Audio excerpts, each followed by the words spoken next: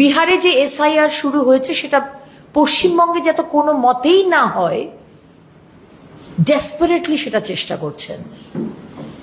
এবং আমরা বুঝতে পারি মমতা বন্দ্যোপাধ্যায় আপনি কেন এটা চেষ্টা করছেন, কারণ আপনার যে ভোট ব্যাংক, অনুপ্রবেশকারীদের আপনার যে ভোট ব্যাংক, তার উপর একটা বিরাট ধাক্কা আসবে এসআইআর পশ্চিমবঙ্গে যবে শুরু হবে। আজকে 14 মাস ধরে ইন্ডিজোট অ্যালায়েন্স পার্টনার্স তারা কিন্তু মিটিং করার সময় পায়নি, এক দুটো ভার্চুয়াল মিটিং ছাড়া। আজকে রাহুল গান্ধীর বাড়িতে সেই মিটিং হচ্ছে এবং বারবার আদালত বলার পরেও 1 তারিখে লিস্ট বেরিয়েছে বিহারে, আজকে 4 তারিখ।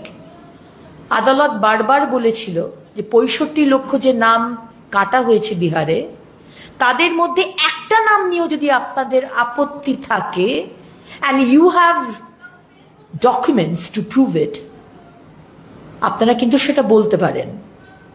প্রুফ করা তো দূরের কথা, আজকে বিহারের দেখা যাচ্ছে তেজস্বী যাদব, তিনি যে ক্লেম করেছিলেন তার নাম নাকি কাটা হয়েছে, সেই ক্লেম যে মিথ্যা ক্লেম, তিনি যে মিথ্যাচার করছেন সেটা তো প্রমাণ হয়েই গেছে। এমনকি তাকে বলা হয়েছে তার দুটো এপিক নাম্বার তিনি কোথা থেকে পেয়েছে সেটা এখনো তার কাছ থেকে আমরা কোনো স্টেটমেন্ট পাইনি। সিপিআইএমএল এর নেতা, তার স্ত্রী সুদাম প্রসাদ, তার স্ত্রীর 2টো ভোটার কার্ড, এই সিপিআইএমএলই আবার সুপ্রিম কোর্টে যায় যাতে এসআইআর না হয়। বোঝাই যাচ্ছে এই তেজস্বী যাদব, রাহুল গান্ধী, সুদাম প্রসাদ আর মমতা ব্যানার্জির মতো দল এবং ব্যক্তিরা কেন এত ডেসপারেট এসআইআর বন্ধ করতে, এটা বাংলার মানুষ, বিহারের মানুষ বুঝতে পারছেন। আপনারা জানেন যে আমাদের পশ্চিমবঙ্গের মুখ্যমন্ত্রী মমতা বন্দ্যোপাধ্যায় এবং তার দল তারা নেমে গেছেন বাংলা এবং বাঙালিকে এবং বাংলা ভাষাকে অপমান করা হচ্ছে, একটি ফেক ন্যারেটিভ বাংলার মানুষের মনকে বিষিয়ে দেওয়ার জন্য এবং বাংলার মানুষকে বিভ্রান্ত করার জন্য প্রতিবারের মতো এবারও আবার এই ন্যারেটিভ নিয়ে রাস্তায় নেমেছেন। 2 দিন আগে দিল্লি পুলিশ একটি চিঠিতে যে 8 জন পরিযায়ী শ্রমিক বলে যাদেরকে ধরা হয়েছে, আসলে সন্দেহ করা হচ্ছে তারা বাংলাদেশি ইনফিলট্রেটর, এবং তাদের যে ভাষা, সেই ভাষার জন্য যে চিঠি দেওয়া হয়েছে সেখানে বাংলাদেশি ল্যাঙ্গুয়েজ বলে যেটা লেখা হয়েছে সেটা নিয়ে মুখ্যমন্ত্রী রাজনীতি করতে নেমেছেন। এখন বাংলাদেশি ভাষা যেটা, সেটা বাংলা ভাষা, কিন্তু পশ্চিমবঙ্গের বাংলা ভাষা এবং বাংলাদেশের বাংলা ভাষার মধ্যে কিন্তু অনেকটাই ফারাক। আমি একজন বাঙালি, পশ্চিমবঙ্গের বাঙালি, আমি যে বাংলা ভাষায় কথা বলি, আমার পক্ষে কিন্তু বাংলাদেশের যে বাংলা ভাষা এবং বাংলাদেশের মধ্যেও যে বিভিন্ন জেলায় যে ভাষা, বাংলা ভাষা বলা হয়, তার ডায়ালেক্ট কিন্তু অনেকটাই অন্য রকমের। আমার পক্ষেও, আমি একজন বাঙালি হয়ে সেই ভাষা কিন্তু পুরোপুরি বোঝা আমার পক্ষে সম্ভব নয়। সিলহেটে যে ভাষা, বাংলা ভাষাই সেটা, যেটা ইউজ করা হচ্ছে, যেটা ব্যবহার করা হয়, বা রংপুরে যে বাংলা ভাষা ব্যবহার করা হয়, সেটা কিন্তু সম্পূর্ণ আলাদা একটা ডায়ালেক্ট। আমরা পশ্চিমবঙ্গে যে ভাষায় কথা বলি তার থেকে অনেকটাই আলাদা। সুতরাং আজকে মুখ্যমন্ত্রী মমতা বন্দ্যোপাধ্যায় আসলে এই বাংলা প্রীতি কেন, এত বাংলা ভাষার প্রীতি, এটা বোঝাই যাচ্ছে। মমতা বন্দ্যোপাধ্যায় এবং তার সরকার এবং তার দল বিহারে যে এসআইআর শুরু হয়েছে সেটা পশ্চিমবঙ্গে যাতে কোনো মতেই না হয়, ডেসপারেটলি সেটা চেষ্টা করছেন।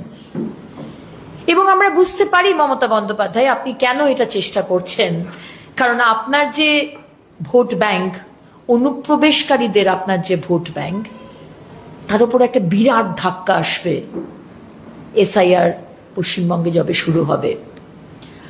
আজকে 14 মাস ধরে ইন্ডিজোট অ্যালায়েন্স পার্টনার্স তারা কিন্তু মিটিং করার সময় পায়নি, এক দুটো ভার্চুয়াল মিটিং ছাড়া। আজকে রাহুল গান্ধীর বাড়িতে সেই মিটিং হচ্ছে এবং বারবার আদালত বলার পরেও 1 তারিখে লিস্ট বেরিয়েছে বিহারে, আজকে 4 তারিখ। আদালত বারবার বলেছিল যে 65 লক্ষ যে নাম কাটা হয়েছে বিহারে, তাদের মধ্যে একটা নাম নিয়েও যদি আপনাদের আপত্তি থাকে and you have documents to prove it, আপনারা কিন্তু সেটা বলতে পারেন।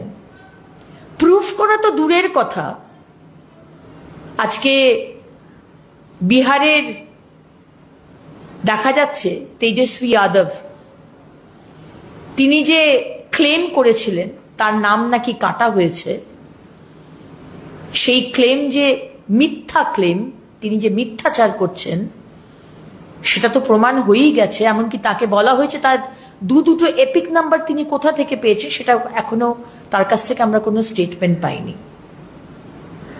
সিপিআইএমএল এর নেতা, তার স্ত্রী সুদাম প্রসাদ, তার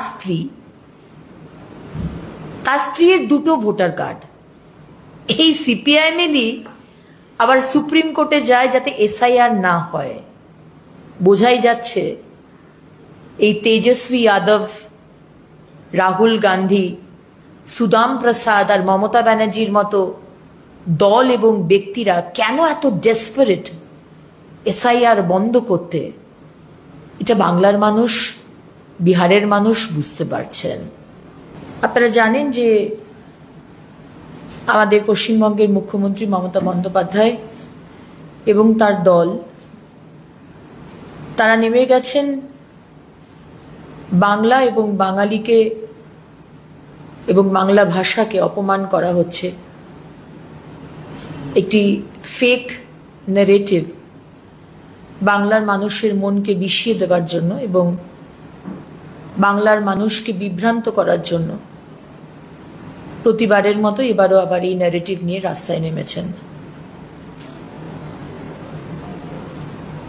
2 দিন আগে দিল্লি পুলিশ